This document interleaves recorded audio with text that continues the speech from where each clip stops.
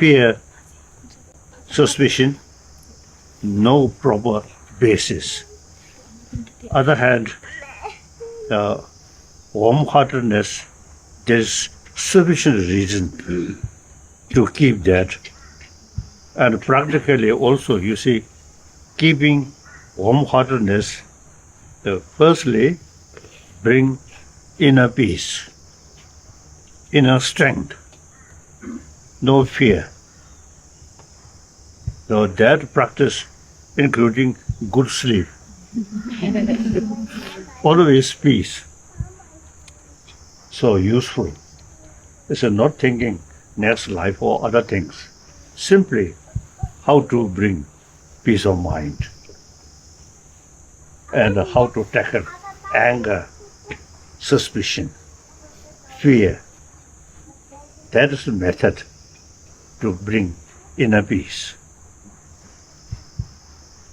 I think I am small practitioner. Yeah. As a result, on my face never show anger. Always smile. As a result of practice of inner peace. Okay. So, not necessarily religious belief. As a human being, you see, our mind is basically from our birth. Mother gave us the real value of karuna or affection. So now that we should keep constant some problem and near develop anger, we must remember our mother.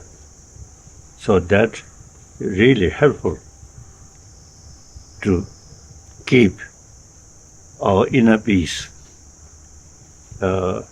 We can see anger, no proper base. The compassion our mother gave us. So,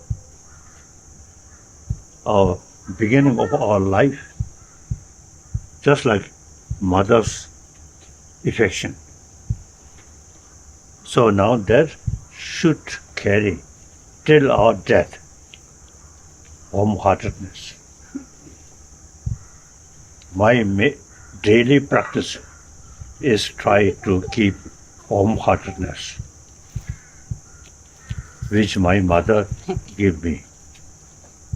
Okay.